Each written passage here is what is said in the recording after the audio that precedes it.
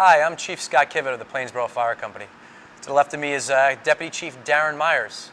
I want to thank Plainsboro Township for giving us the opportunity to talk about what we do with the fire department here, how we provide services for the township, and what we do beyond firefighting for our community. Plainsboro Fire Company, we have 60 years history and tradition. In 1959, there was approximately 12 charter members that felt the need for a fire company in the local community here and made an organization which subsequently became official in 1960. From there, we've now expanded to one of the busiest and most reputable fire companies in Central Jersey. The traditional, as we would say, putting wet stuff on red stuff is only a portion of the fires, fire calls that we service the township. So understand that although we're very busy, last year we did what we call 15 all-hand fires in the township. We provide services mutual aid to all our neighboring communities and throughout Middlesex County.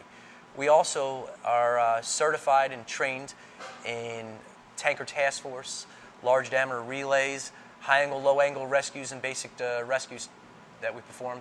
Ice and swift. Ice and swift. A lot of water rescue we are trained in. Extrication.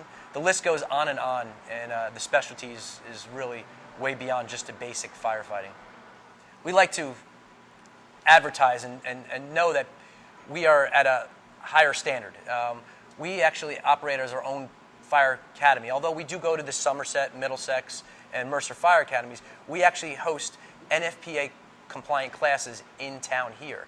So, we have a large quantity of members where we could, the supply and demand, I could say, is here where we could fill out classes. We have level 2, level 1 instructors, and we follow the state standards and get inspected by the state so we could achieve that academy level. I gotta say, we probably have some of the best relationships. If you look at other towns, and every town operates differently, but we are unified with our police department and rescue squad. And one thing I could tell you is, our mayor, he used to be a past volunteer firefighter. Our deputy mayor is heavily involved, and if there's a fire, I'm on the phone with him, and we're on the same page. Now, same thing with the rescue squad. If there's a fire, we're all working together. Ankit from the rescue squad. Especially with this COVID, it's been quite the challenge, and to see how unified we are going through this just shows how strong our relationships are with the police department and the rescue squad. And I'll throw a quick shout out to the fire marshal, who's literally, in a heartbeat, been to wherever we need him. The building department for electrical inspectors, building inspectors. We have a real nice relationship. Technology. I always say, 15 years ago, our firefighting was different because we didn't have the technology. Brian Miller, our construction official, Keith, our fire marshal, they've given us the pre-plans and the building construction, because construction is different now.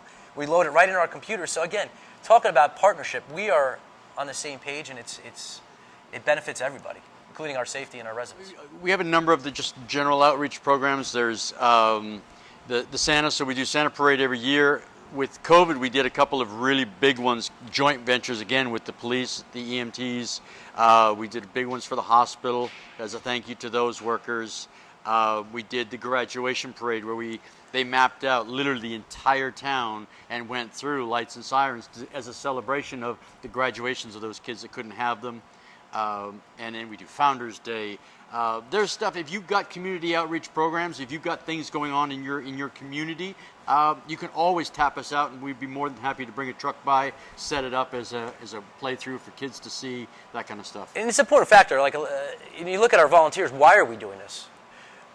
Because we want to give back to our community.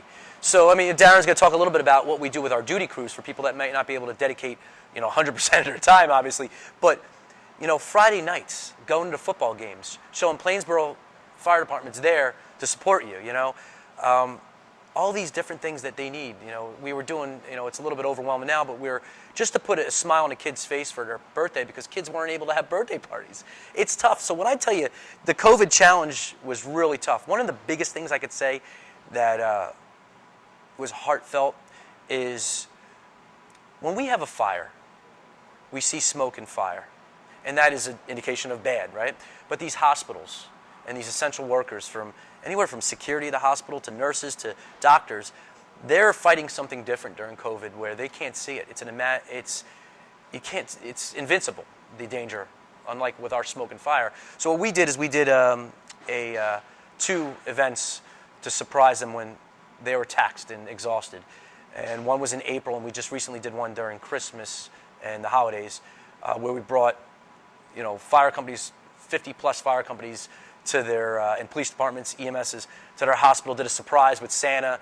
And to see what we were doing with kids at a birthday with a tear on the parents' eyes, to see grown men and women, emotional, saying, thank you.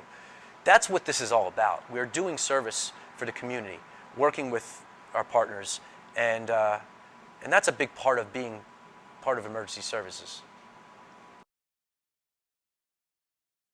So we have a gamut of memberships. So you start off as an associate member. You could do a fire police member, which is a new program we started even when in the midst of COVID.